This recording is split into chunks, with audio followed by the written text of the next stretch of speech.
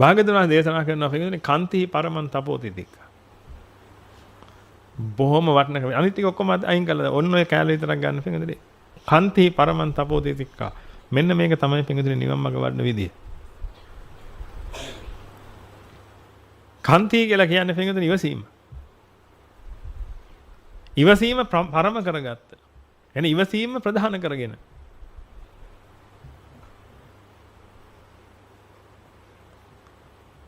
කෙලස් තප කරන්න කියලා කියනවා. කෙලස් දවන්න, තවන්න.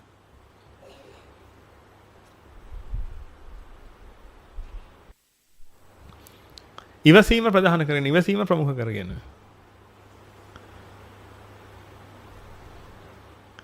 ඔව් මග වඩන් හදනකොට ඔබට කාම එනවා. මොකද්ද කරන්න කියන්නේ? මම මග වඩනකොට ඔබට කාම එනවා. මොනවා හරි කන්න ආසය තුන. දැන් මොකද කරන්නේ? අන්න එතන ගැටලුව තියෙනවා. ඒකයි මම කිව්වේ මේක ගිහි ජීවිතයක් ගත කරන්නේ. මම කියන්නේ ඇඳුමෙන් ගිහි නෙමෙයි. ගිහි ජීවිතයක් නම් ගත කරන්න බින්දුන ඒක කියලා වැඩක් නැහැ. ගිහි ජීවිතයක් ගත කරන කෙනාට මොකද්ද කරන්න තියෙන්නේ? කන්නාසි තුනක්. මොකද කරන්න තියෙන්නේ? කන්න. එහෙමනේ මම මේ ළඟ දවසක් හිතලා බැලුවා. අපි මේ ගත කරපු අපේ පොඩි කාලයක් තිබුණානේ පොඩි කාලය කියලා අපි හිතමු අවුරුදු නිකන් 20ක් විතර ගමු 20ක් විතර ගමු. ඒ 20 ඇතුලේ අම්මලා තාත්තලා නැන්දලා මාමලා සීයලා ආච්චිලා මේ හැමෝත් එක්කමනේ අපි හිටියේ. ඒ එක ගෙදරකින්වත් ඔබට කියලා තියෙනවද ඔච්චර කන්න එපා පුතේ කියලා?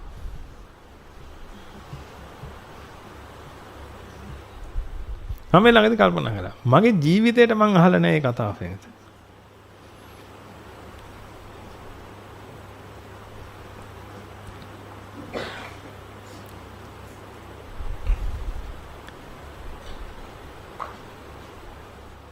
ඒකට හේතුව වෙනුදුනේ මේ මිනිස්සු හරි සතුටුයි තව මිනිස්සෙක් කනවා දකින්න.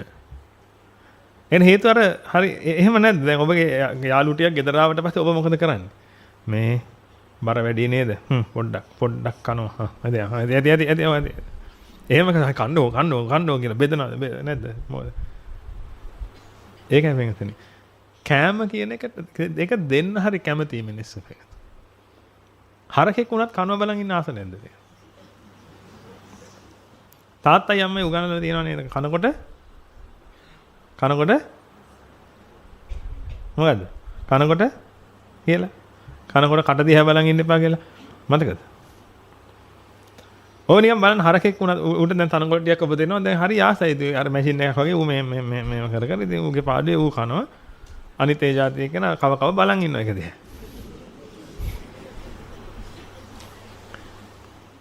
හොඳට ඔන්න බලන්න මම අද මේ කිව්වට බලන්න තේමෙතන සත්තු වත්තට හරි ගිහිල්ලා බලන්න.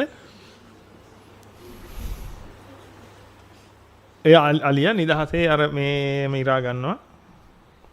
පොල්ලත්ෙන් මේවට ඉරා ගන්නවා. ඒ ඉරාගෙන හිමීට මේව කටට දාගෙන ඒක බලන් ඉන්න හරි ආසයි කනවා.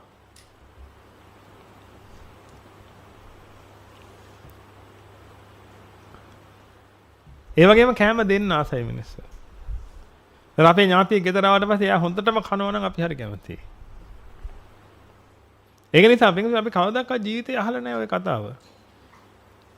පුතේ ඔහොම කන්න එපා ඔය කියලා. ගොඩාක් සීනි දාලා තේ බොද්දි නම් දියවැල හිදි චාච්චි අම්මා නැන්ද මාමා කවුරු හරි ඉන්නවනම් කියයි පුතේ. එහෙම කියයි. අර සීනි. ගොඩාක් ඔය සීනි මේ ගන්න එපා කියලා. නම් කනවා කියන එකට එහෙම කරන්නේ කනවා කියන කාරණාවෙන් ඉතින් හරියට එන්ජොයි කරනවා මිනිස්සු. මේ එළිය ලෝකේ ඉන්න මිනිස්සු. ගෙදරට ගිය ගමන් අහන්නේ මොකක්ද? කෑවද පුතේ? මම මේ කියන්නේ මේ බට්ටියක්වත් කන්න දෙන්නේ නැති කෝකයෝ ගැන නෙමෙයි. මම කියන්නේ ඔබ වගේ මිනිස්සු. ගෙදරට කවුරු හරි ආපු ගමන් මොකක්ද අහන්නේ? තේ ටිකක් බොමුද? බත් ටිකක් කමුද? තේ බොනවද බත් කනවද අහ කියන්නේ? එච්චරයි. ඔන්න මේ මට්ටමින් කතා කරන්නේ කියලා. එතන අපි කනවා. කොහේ ගියත් කනවා. එතනින් එහා ගෙදරට ගිහලා ආයෙ කනවා. එතනින් ආයෙ දැන් හෙට මම මේ කියන්නේ අනිද්දා ඉඳලා 14 වෙනිදා ඉඳලා. දැන් ඔබගේ රස්සාව ගැන මම මේ කියන්නේ මේක. 14 ඉඳලා අඩුම තරමේ 20 දක්වාවත් ওই රස්සාව තියෙනවා. දැන් ඔබ 14 වෙනිදා උදේ ගෙදරින් කාලා. ඊට පස්සේ සමහරවිට දැන් නෑගෙවල් වල යන්න පටන් ගන්නවනේ මේක. එතන ගමේ නෑගෙවල් වල යනවනම් මේ ගෙදරින් අර ගෙදරට යනකොට ඒ ගෙදරත් ආයි කැම්කෝගේ අතිරත අරවා මේ ඔක්කොම දීලා ආයි මේ මේතර කතා කරනවා. ඊට පස්සේ ගිහලා ඒකෙනුත් ඒකෙන් කරනවා. ඊට පස්සේ එතන පොඩ්ඩක් කතා කරගෙන ඉඳලා ඊට පස්සේ ඊළඟ ගෙදරටත් යනවා. ඔය කිසිම ගෙදරකින් කියන්නේ දරුවෝ දැන් අර ගෙදරනු කැවුම් කාලා නේද ආවේ. ඔච්චර කවුම් කන්නේ නැහැ. ඒක නිසා පින්වතුනි හොඳට බලන්න මේ සමාජේ හැදිලා තියෙන මේ ක්‍රමයට කාමයෙන්ම මේක කරගන්න පින්වතුනි. يعني මේ එන පීඩාවල් කාමයෙන්ම නිදහස් කරගන්න හැදිලා තියෙන්නේ. වරදක් නැහැ පින්වතුනි. ඒක වරදක් නැත්තේ ඔය සමාජෙට බුදුහාඳුරෝ නැහනේ. බුදුහාඳුරෝ කියන්නේ ඔය සමාජයට අයිති කෙනෙක් නෙමෙයිනේ පින්වතුනි. බුදුහාඳුරෝ දේශනා කරලා ලෝකෝත්තර ධමයක්. උන්වහන්සේ ඉන්නේ ලෝකෝත්තර පාරේ. ඒ කියන්නේ මේ පාරේ යන කෙනාට අහුවෙන්නේ නැහැ කවදාවත් පින්වතුනි බුදුහාඳුරාම. බුදුහාඳුරෝ මේ පාරේ ඉන්නේ.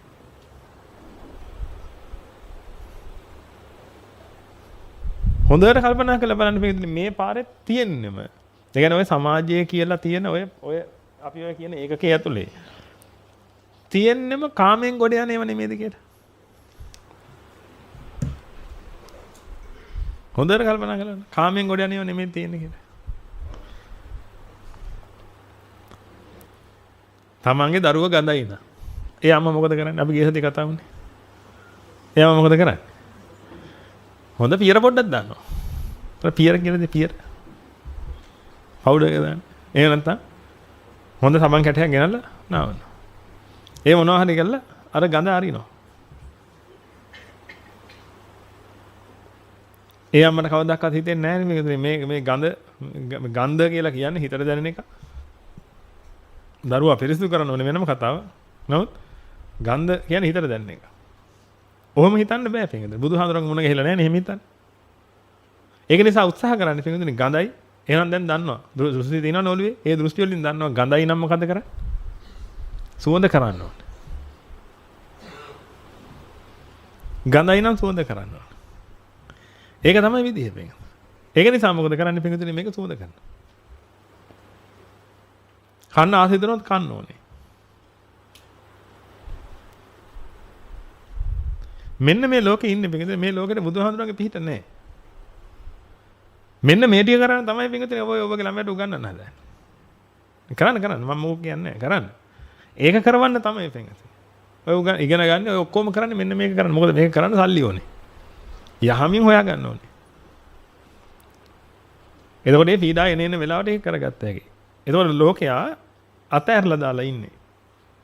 මොකද හේතුව ලෝකයට බුදුහාඳුර හම්බෙලා නැහනේ. ඒක නිසා ලෝකයා දන්නවා නිවන එහෙම එකක් නැහැ. දැන් මම මෙහෙම කිව්වා කියලා හිතරිද්ද ගන්න එහෙම එපා. අම්මලා මං ඉතින් කියනවා. ඔබ දරුවව දුන්නාට පස්සෙත් මං කියනවා ඉතින්. මං කියන්නේ ඔබට නෙමෙයි.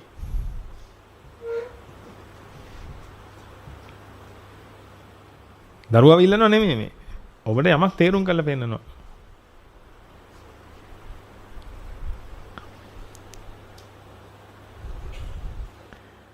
බුදුහාඳුරෝ දැකලා නැති මෙන්න මේ සමාජයේ හැම එකක්ම හැදිලා තියෙන්නේ පින්වතුනි කාමයට යහපතක් වෙන්න. කාමයෙන් ගොඩ යන්න පුළුවන් විදිය බලන්න. ඒකයි මේකේ අධ්‍යාපනය කියලා එකක් තියෙන්නේ. කාමයෙන් ගොඩ යන්න පුළුවන්. කාමයෙන් ගොඩ යන්න නම් සල්ලි ඕනේ. සල්ලි ඕන නම් එක්ක ව්‍යාපාරයක් කරන්න නැත්නම් රස්සාවක් කරන්න. ඒකට සුසුකමක් ඕනේ. මොන හරි දෙයක් ඉගෙනගෙන තියෙනවා. සමාජයට සේවාවක් වෙන්න බෑ නැත්නම් සල්ලි දෙන්නේ නැහැ කවුරු. ඒකට සල්ලිම අවශ්‍යතාවයක් නැහැ. ඒ කාලෙ පිටින් කවුරු හරි කෙනෙක් සල්ලිම අවශ්‍යතාවයක් තිබුණේ නැහැ. කවුරු හරි කෙනෙකුට පුළුවන් මක් කරන්න. ගොවිතැනක් කරා. ගොවිතැනක් කළා එයා ගාව තියා වැඩිපුර වී තියෙන. එයාගේ කාම අවශ්‍යතාව සපුරා ගන්න එයා වී දීලා. අනිත් කෙනාගෙන් බණ්ඩක් ගන්න. අනිත් කෙනාගෙන් ගෝවා ගන්න. බාණ්ඩ හොමාරු ක්‍රමය. තව කෙනෙක්ගෙන් මාළු අරන් එනවා. කරෝල අරන් එනවා. ඕකම තමයි ඉතින්. අද තියෙන එකම තමයි වෙන වෙනසක් නැහැ. බුදුන් දැකපු නැති සමාජය හැමතිස්සෙම කරන්නේ වෙන්තුනේ මොකක් හරි හැකියාවක් හදා ගන්නවා. අන්නේ හැකියාව පාවිච්චි කරලා තමන්ගේ කාම ආසාව සම්පූර්ණ ගන්න.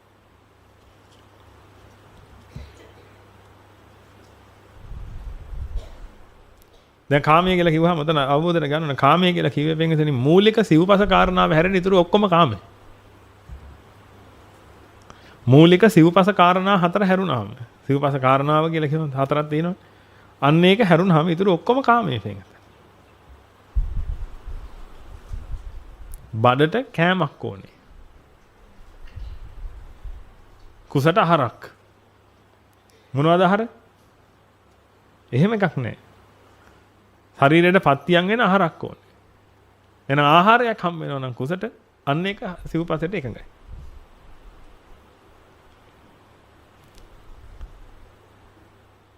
සීතලෙන් උණුසුමෙන් මැසි මදුරු කරදර වලින් බේරෙන්න ශරීරයේ වහන් එකක් තියෙනවා නම් අන්න ඒක සිව්පසය. එතන ඒකට පොඩි බෝඩර් එකකුත් ඕනේ. මල් අල්ලන්නත් ඕනේ. ඒ ටික සිව්පස නෙමෙයි.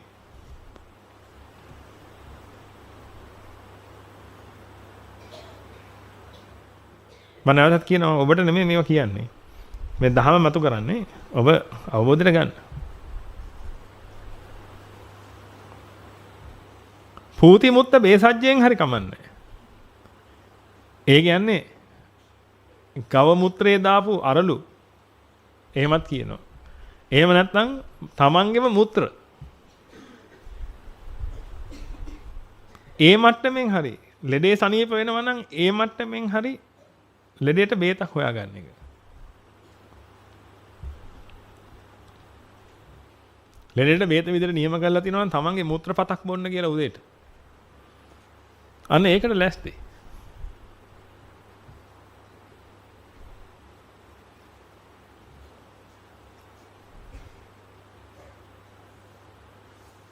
ඊළඟට සේනාසනය. භාවනාවට ඉඳගත්තට පස්සේ වහින වැස්සට කකුල් දෙක තෙමෙන්නේ නැත්තා. අන්න ඒ වගේ සෙනසුණක්. භාග්‍යවතුන් වහන්සේගේ ශ්‍රාවකයාට ඇති කියලා. භාග්‍යවතුන් වහන්සේගේ බුද්ධ රාජ්‍යයේ ධර්ම සේනාධිපති සාරිපුත්‍රයන් වහන්සේ දේශනා කළා තියෙනවා. අනේ එතනින් සෑහීමකටපත් වෙන්නේ. එහෙම සෑහීමකටපත් වෙලා මේ උතුම් මඟ පූර්ණේ කරනවා නම් අන්නේ උතුමන් වහන්සේ මාගේ සිරස මත වැඩ සිටිත්වා කියලා. උන්වහන්සේ දේශනා කළා.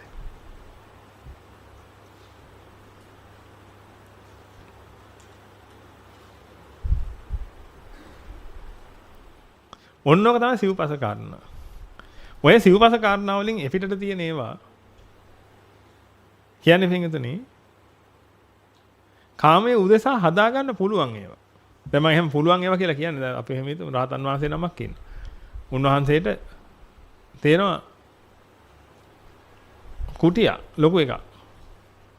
භාවනාවට ඉඳගත්තට වඩා ලොකු එකක් තියෙනවා. දැන් ඔබට හිතන්න බෑ මේ කාමයට තමයි ඒක කළා තියෙන්නේ.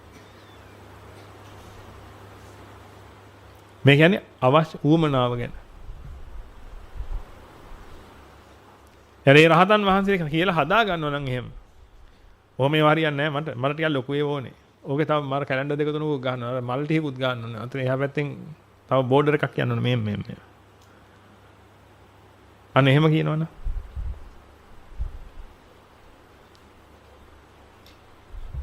එතන රහත් කමක් නෙමෙයිනේ දෙන්නේ මේක. ඒ දිනේ මෙන්න මේ පාරේ ඉන්නේ. මොන හේතුව මේ දෙන කාමයෙන් සෑහීමකටපත් වෙන්න හදනවා. කාමයෙන් පිච්චෙනකොට තේන්තනේ අනේ කාමං සරණං ගච්ඡාමි. කාමයේ සරණ යනවා. හොඳට බලන්න. ඔබගේ ජීවිතේ කාමයේ නෙමෙයිද සරණ යන්නේ කියලා. අර හවසට 6 මාටද කීයද? බුද්ධ සරණ ගච්ඡාමි කියන්නේ. සතියකට හරි සැරයක් අපි හිතමු. සතියකට හරි සැරයක් හරි මම දන්නේ ඔබ කරන වෙලාවල් ඇති. නැත්නම් දවසකට සැරයක් හරි උදේට හවසට හරි කමන්නේ. බුද්ධ මන්දිරයට ගිහිල්ලා එකපාරක් කියනවා මොකද්ද? බුද්ධං සරණං ගච්ඡාමි. ඊට පස්සේ ඇවිදilla එතනින් හරි දිගටම කියන්නේ මොකද්ද? ඔබට දොස් කියනවනේ මේ නේද මේ? දොස් කියනවා කියලා තේරෙන්නේ නැහැ නේද? දොස් කියනව නෙමෙයි පින්විතේ දොස් දකින්න. දොස් දකින්න දොස් මතු කරනවා.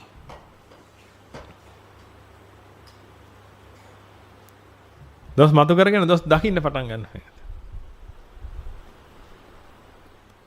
එතන එතකම්ම කියන්නේ පින්විතනේ කාමං සරණං ගච්ඡාමි. වෙන පිළිසරණක් නැහැ. කාමයේම තමයි. පිච්චෙන එක ඉවරෙකුත් නැහැ. පිච්චි ඉස්සරහට යනවා පින්විතනේ. ඉවරයක් නැහැ පිච්චෙන එකේ. කාමයේම තමයි ඒත් පිළිසරණට තියෙන්නේ. මොකද බුදුහාඳුරු වැඩි ඉන්න පාරේ යන්න විදියක් නැහැ. නමුත් අද ඔබ වහම පුදුම වාසනාවන්ත මිනිස්සු පින්විතනේ අද ඔබට බුදුහාඳුරු වැඩි ඉන්න පාරේ යන්න පුළුවන් හැකියාව ලැබිලා තියෙනවා. ඒකයි අපි ඔබට මේ මතු කර පෙන්නන්නේ පින්විතනේ ඔබගේ වාසනාවට පයින් ගහ ගන්න එපා. ඔබ ලෑස්ති වෙන්න මේ ගමන යන්න. ඔබ ගැන හිතලා ලෑස්ති වෙන්න. මං ගැන හිතලා එහෙම ලෑස්ති වෙන්න එපා. මං ගැන හිතලා ලෑස්ති වෙනවා ඔබට තියෙන්නේ එන්නේ නැතුව ඉන්න. අනේ උනාදේ ඔහොම කිව්වට ඉතින් අපි ආවට පස්සේ මහා දුකක් විඳින්න වෙනවනේ. ඒකෙන්ද අපි ඔගෙන් එමු කියලා. ඒකත් නිකන් මහා උර චක්‍රමාලාවක් වගේ මේක මේ. ධර්මාසනේ ඉඳගත්තට පස්සේ ඇත්ත කියන්න එපා. මේ කුඩි දෙකන කියන්න බෑනේ. අනේ එන්න එපා. මේ ලෝකේ මහා අනාතයි එන්න. අනේ එන්න එපා. එන්න. ඔබ තමයි කියන්නේ නේද? එන්න එපා කියන්නේ හේතුව මොකද? ඔබ ආවම හරි කරදරයි පිටින්. පුදුම කරදරයි. ඒ කියන්නේ මේ බනහන්න ආවම නෙමෙයි. ඔබ මේ නවතෙන් ගන්නාම. ඔබ අනගාരിക වෙලාම, අනගාരികා වෙලාම ලේසි වැඩක් කියලා හිතන්නේ. මම ඔබට සුබ ආරංචියක් කියන්නම්. අනගාരികාවන් බඳවා ගැනීම తాවකාලිකව නතර කළා.